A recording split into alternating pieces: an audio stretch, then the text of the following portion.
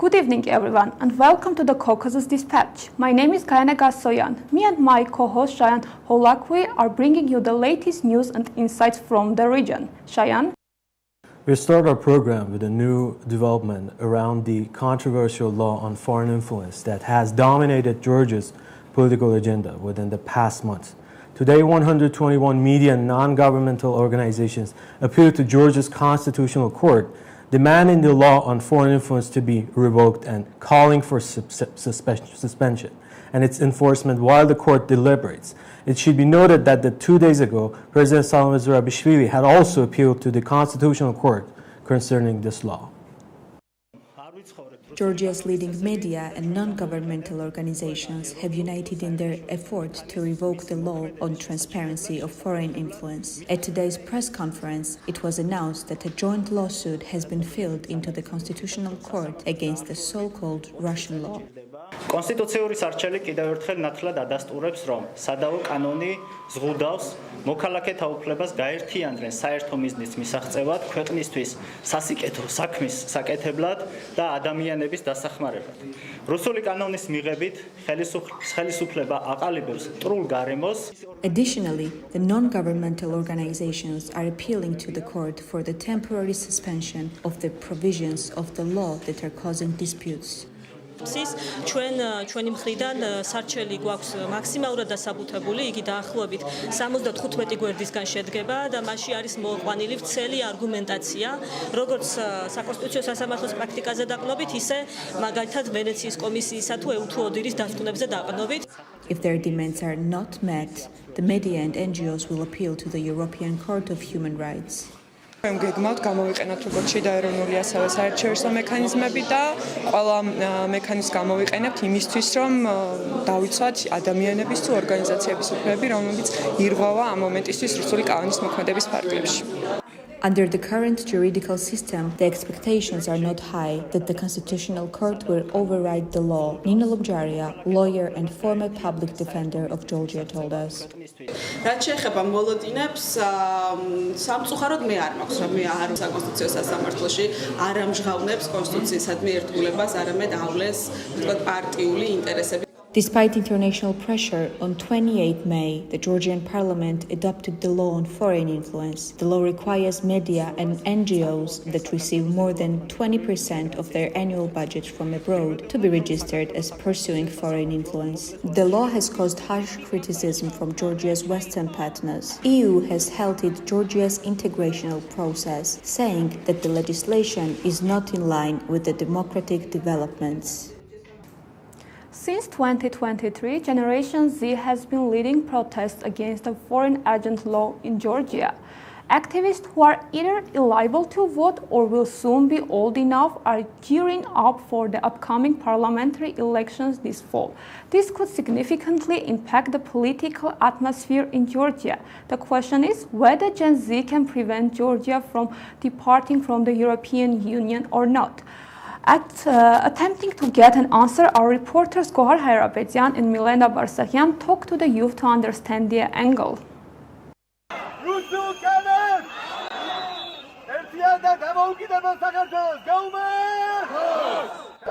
The ruling Georgian Dream Party, despite facing thousands of protests and warnings from international partners, adopted the transparency of foreign influence law. The growing threat to the European future was the main trigger that provoked Generation Z to protest. Generation Z became the face of large-scale protests in Tbilisi.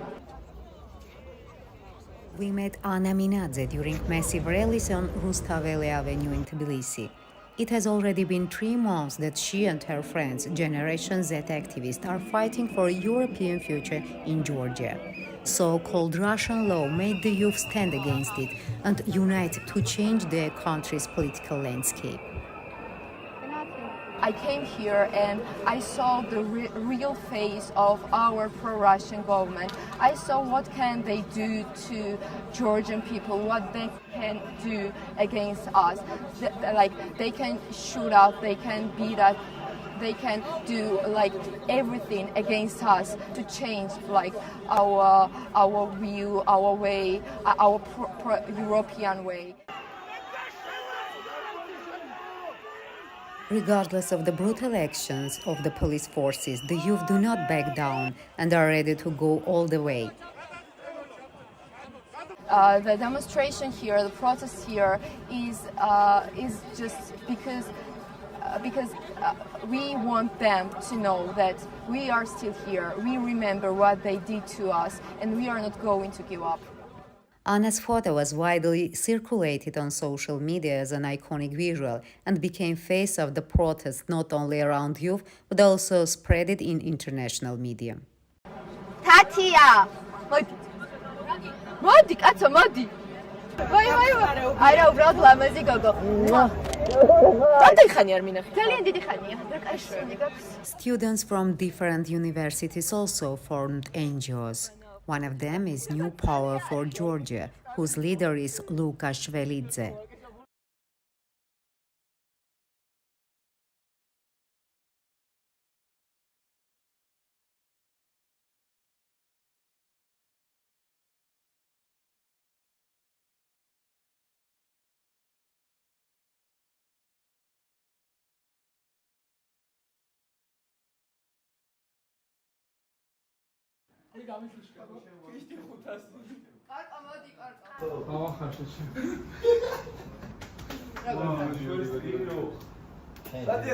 Realizing that the demonstrations did not change the situation, they take practical steps before the upcoming elections. It's very hard for them to take part in the elections because of this law.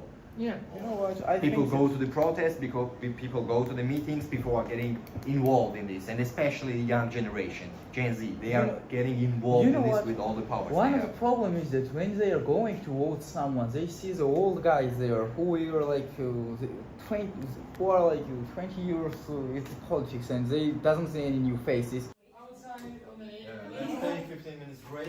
Okay. I want coffee, I think. I'm having some break, you know. Of course, among young people, there are also those who are not interested and are not involved in these processes. My name is Alina. I am studying in my final class. Demonstrations are sometimes discussed at school, but our teachers are not very much involved. I also follow the protests on social media. I think everyone is aware of them. I don't participate in demonstrations. It's dangerous, and I don't think I can decide anything. Starting from the first day of the protest up to now, Georgian Youth Lawyers Association stand by activists and protected their rights. They actively monitored the protests and compiled a document detailing human rights violations by the state. Tamazi Kirtava, human rights program analyst, mentioned, "It is important to note that the Gen Z protests were self-organized and not strategically planned in advance." Will Georgian political field be able to consolidate and safeguard its generation born in freedom as they bravely defend the sovereignty and interest of Georgia? The upcoming elections serve as the ultimate test and litmus paper.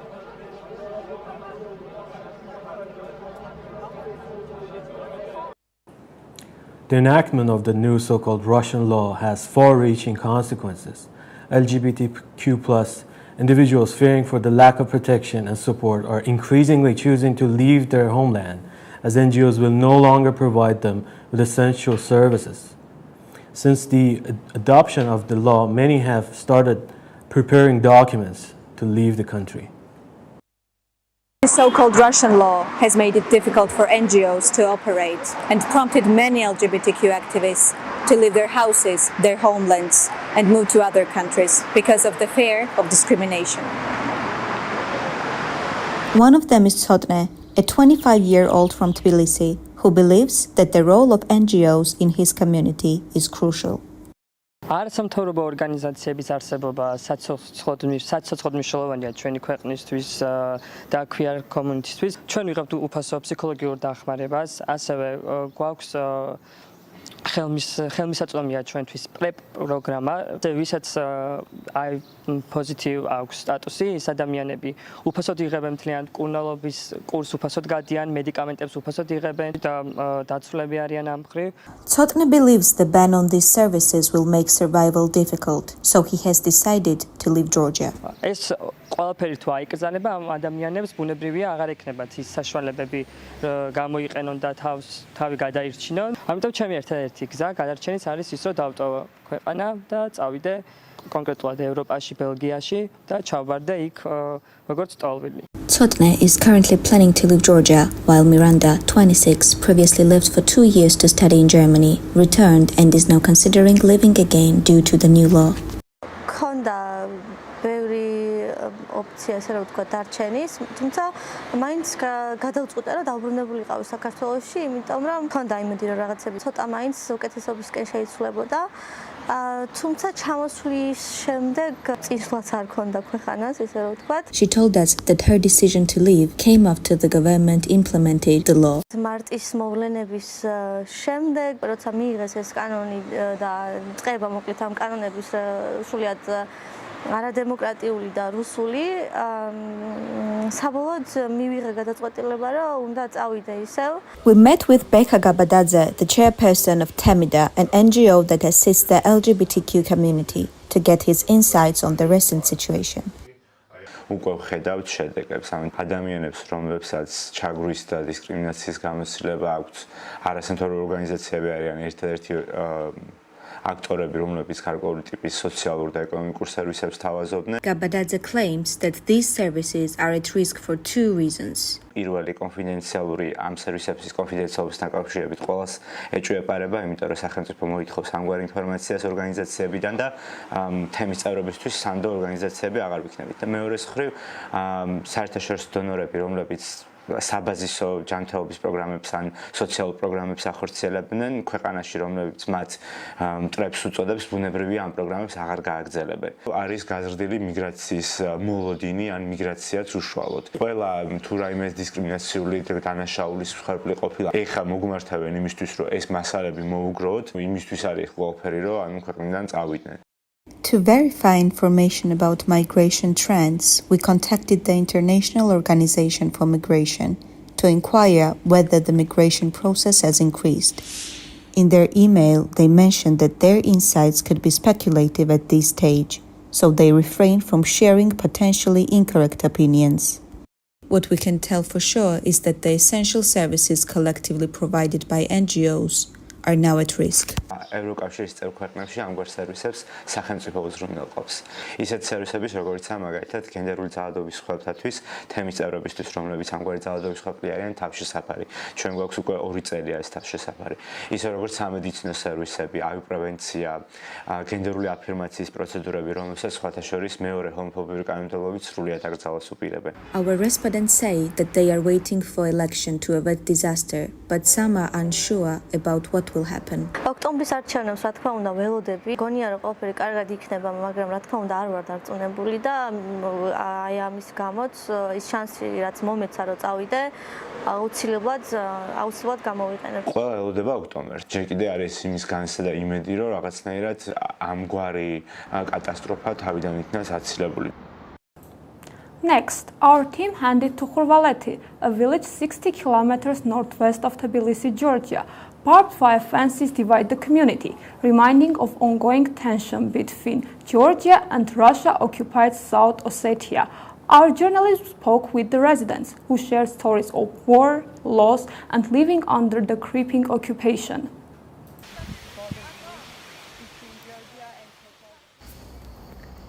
Don't leave your home. Don't go anyway.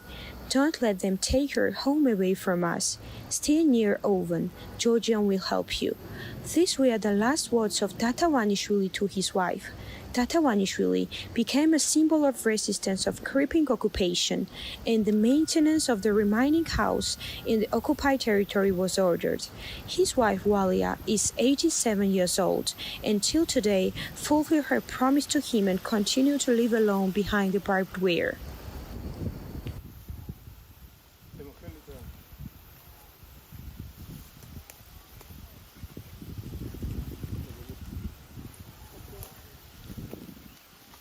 ების გამოყვე, მაგრამ აბა მაგან თავზეში ათარეხო, შიშით მოკვდა ეგ. შიშით. 82 წელიწადი საქართველოს მოქალაქე ვიყავდი, ეხლა გავხდი რუსეთის მოქალაქე საერთოდ. ვისი ბრალია, რა ვიცი, ვისი ბრალია ტერიტორიაში. რუსების ზახიან ტერიტორია ჩვენიაო. მე საქართველოს გარეშე მე არ სადარ წავალ. საქართველოს გარეშე მე გარე არ სადარ წავალ, გინდა მომკლან ისე და ჩამომახტუნა.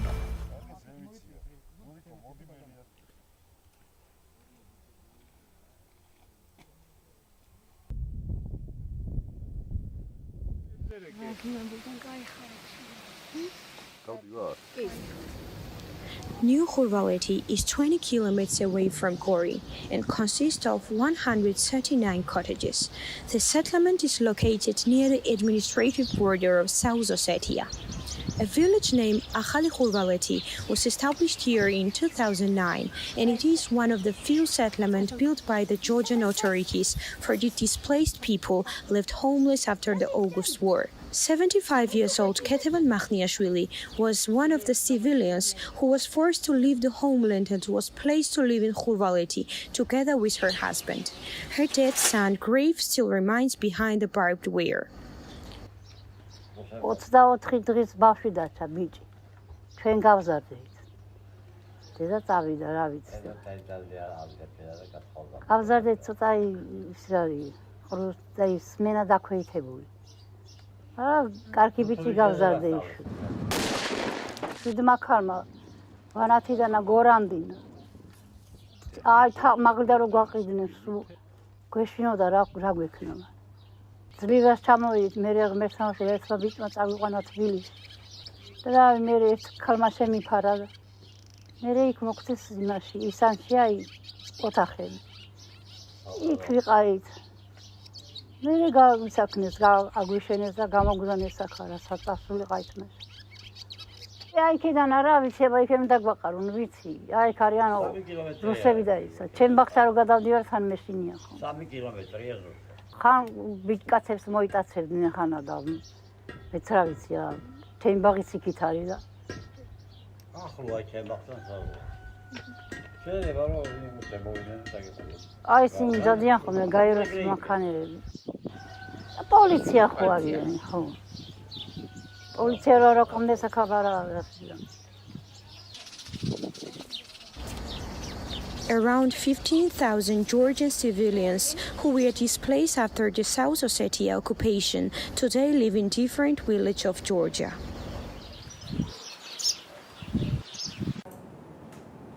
We are focusing on Armenia, which is hosting joint military drills with US. The move reflects the South Caucasus Republic's desire to forge closer ties with the US, while relations with Russia are strained. What can it mean for the wider region, including Georgia? Our correspondent, Milena Barzagian, will explore the topic with insights from Armenian and Georgian experts. The joint Armenia-US military exercise called Eagle Partner 2024 is being held in Armenia from July 15 to 24. The purpose of the drills is to enhance the level of interaction between units participating in international peacekeeping missions. The drills demonstrate increasing desire of Armenian government to have closer ties with US and Western partners, while relations with Russia soar.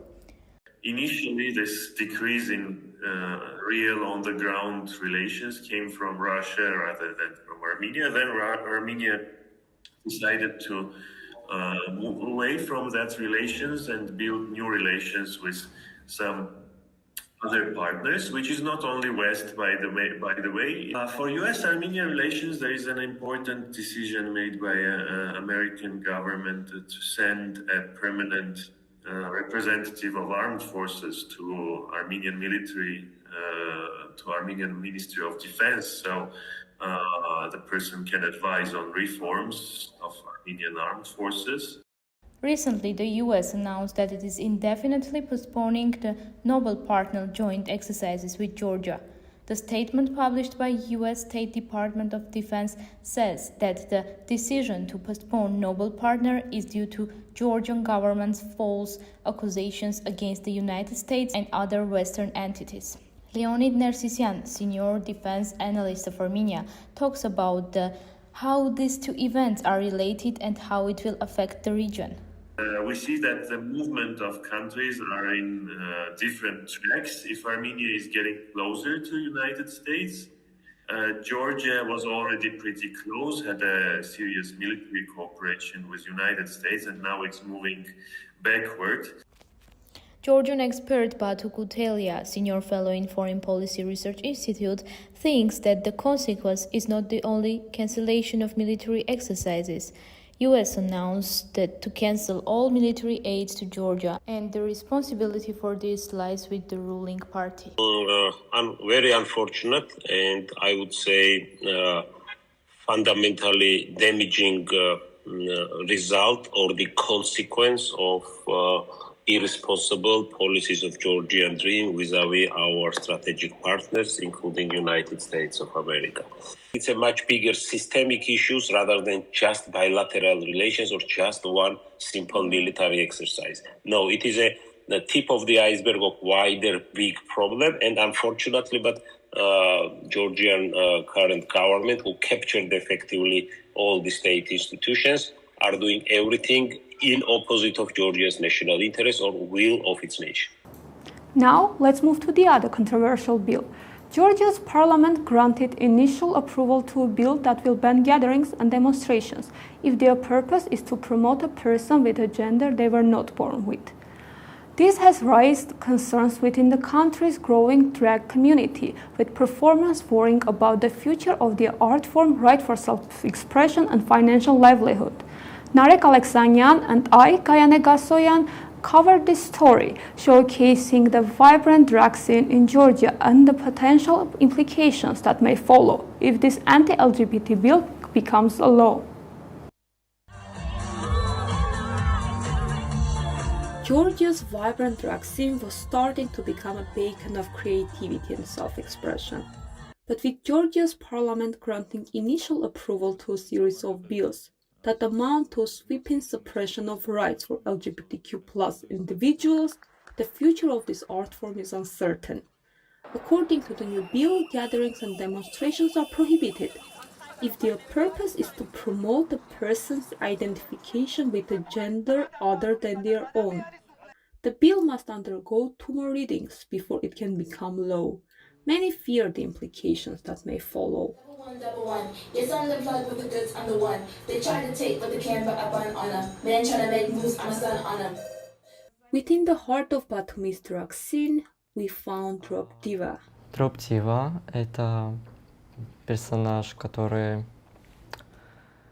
Drop Diva is a character who wanted freedom, wanted to express himself. As a teenager, when I first encountered drag, I was honestly quite jealous, because I longed for the same. And this yearning was awakened inside me, but it remained dormant because to fully embrace it, immense moral strength, money, and most importantly, support are needed. Колоссальные моральные силы, деньги и поддержка, главное. Drop Diva was born and raised in Batumi. He's 19 and has been doing drag for over a year. He says he's still learning, so he could shine later on. I can stay like this for 5 hours, because I don't want to wash away all this beauty. He says it's extremely hard to live in Georgia and do drag. And with the new anti-LGBT bill in horizon, things are going to become even more complicated. Drop Diva worries that this bill could silence his art form. If this bill is enacted, then all the venues will be closed, and there will be nothing to do. Drag performers will have nowhere to perform, nowhere to earn, even a penny to go on. Драг – это не пропаганда. Drag is not propaganda. Drag is the people who also want to be free, happy, to show art, to show extravaganza and glamour. And people like it. Even heterosexual people like it. They watch and admire us. Смотрят и восхищаются ими.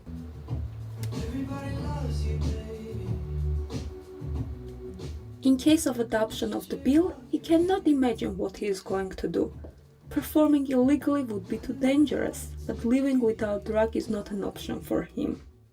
Если этот закон примется, то... If this bill is passed, then I will do everything in my power to leave this country with my boyfriend, who will support me in all this, and I will find a way to continue performing and not lie low. И не, так сказать, залечь на дно. In the past, when LGBTQ+ rights were under attack, civil society was mobilizing in order to combat discrimination. However, this time, Georgia's human rights organizations and NGOs are dealing with a broader range of issues. Yekaterin Akhkomenashvili, the founder of Inclusive Foundation, the first Georgian LGBT organization, explains due to recently passed laws on offshores, elections commission staffing and foreign agents, as well as upcoming elections, they are unable to focus on or address all of these issues simultaneously. The anti-LGBTQ+ law and legislative initiatives are not the only harmful steps taken by our government. This brings as much a threat to the society, the country, the issue of equality of people in our country, and our democratic principles as the rest. According to her, the bill is quite ambiguous. She explains the legal complexities and consequences of the bill. This could be used not only against drag performers. It depends on how they will interpret the word propaganda. The law can be used directly against the people participating in this performance as well as against The bill's lack of clarity is causing fear among venue owners and event organizers. Max Lisovsky is a Tatar who moved to Batumi from Russia after the war in Ukraine. He fell in love with the city and founded Sing Sing, a drug organizing initiative. He thinks that the biggest challenge here is homophobia at the state level. If this bill is implemented as written, it would completely destroy the entire life of the queer community in Georgia. With this bill, he sees a future with no drag shows, gay bars, queer-friendly cafes, or even basic human rights for Georgia's LGBTQ+ community. And it's not just about social consequences, as the economic impact would be devastating too. The bill is already affecting us financially, partially because people are afraid to come to our shows. Fewer attendees mean we can't cover our costs. We barely made any money anyway. We are falling deeper into this financial hole. The fight for LGBTQ+ rights, self-expression and acceptance in Georgia continues. Whether the drag stages remain loud and vibrant or fall silent depends on the outcome of this legislative battle and upcoming elections. Now let's turn our attention to the environmental problems. The Green Volunteers clean up all around Georgia at least 10 times a year, targeting plastic waste pollution. However, the country still faces substantial waste management challenges. Our correspondent Karine Asatrian is actively investigating the measures being taken by both government and the public sector to find a solution to this everlasting issue. Rubbish belongs in bins, but the result of the eco-fest in Baguriani shows that many have forgotten this. Oh, there are so many plastic bottles, cans, and especially I found a lot of trashes of tobacco. I don't want to give up this. Japanese volunteer is smiling now, but during the cleanup at some point, she wasn't just surprised but angry. A little, yeah, I felt about that because there are so many trashes. So I thought why people throw it away and don't care about that. Fiji volunteers are trying to clean the river of rubbish. It is not their first time participating in volunteer cleanup work. To be a volunteer, it's a big proud for me. Personally, as a teacher of geography, it's main reason and the main goal in my life to be a volunteer and also to be like a role model for our students because we have to take care about our nature. The Georgian organization SEDAKI is organizing an eco-fest in Baguriani for the second time. Mari Kharitashvili, a returning participant, says volunteers are working hard to create a clean environment. But more is needed. The small groups like volunteers is not enough to save our planet. If a government don't think about the management of the saving of our nature, it will not be enough. But you know, some like small groups, some small organizations like SEDAGI and like the teachers and volunteers, maybe step by step we can show to our big society that we have to think about the nature together. If you see that the environment needs your help and you can do some, spend some time and improve this, it's not difficult for me to spend some time and do this. Of course, we are really busy, but then you see that there is the opportunity to make things better and clean something or help out others. And it's fine to spend 3 days in a year to do that. EcoFest is part of a wider mission. I would call it this big name. So we want to change habits of our people to make them more aware of the environment and have a stronger feeling of the ownership of our own country. In Baguriani, 346 volunteers collected 86,500 liters of rubbish over 2 days. All collected waste was transported to the Khashuri landfill by Baguriani Development Agency's cleaning service. Last year, 230,000 liters of waste were collected in the same area. The second one was, yes, it was cleaner. I cannot attribute it only to our cleanup, and maybe people littered less, or maybe somebody else also cleaned a little bit, not in this big kind of volume, but still. But overall, yes, it has improved, and I hope that the next year will be better. We have a little, so I'll help Taco to... Eco-Festival volunteers are discussing ways to protect the environment, from cleaning polluted areas to waste sorting. In Georgia, we don't need to sort trashes, so I put all kind of trashes together and throw it away. Simply in that we need governmental help. Government should implement it. Some people just will not be able to decide that because, okay, I will put these plastic bottles together, but where do I take them later? So I need to be it needs to be guided or taken separately by the trucks that take the garbage. So Tbilisi has begun implementing a new waste management system. The European Bank for Reconstruction and Development is funding to set up the first municipal solid waste treatment plant at the Dilo landfill. City is going for the recycling and separation. It means that we would install 2 bin systems within the city for dry waste and wet waste. It means recyclables and household waste. Afterwards, of course, we need the factory, so-called factory, to recycle. And that is why we addressed our partners, international partners, EBRD, to finance, to give us the loan in the amount of 26 million euros for building such kind of facility. The full implementation of the system will take up 3 years. A Tbilisi Service Group Deputy Director says that new system will address not only waste sorting, but also other related issues. We would construct the sorting lines to recycle and afterwards to sell these recyclable products. Meanwhile, over 15 companies in Georgia have already begun using waste as raw material. In Zerovani, the Tene social enterprise produces eco-cables from plastic. Tene collects between 6 and 7 tons of plastic each month. People earn points for bringing in plastic waste. These points can be used to buy their products or get discounts. Caucasus Environmental Knowledge Portal reports that Georgians produce an average of 29,000 tons of plastic waste annually, about 15% of all of waste.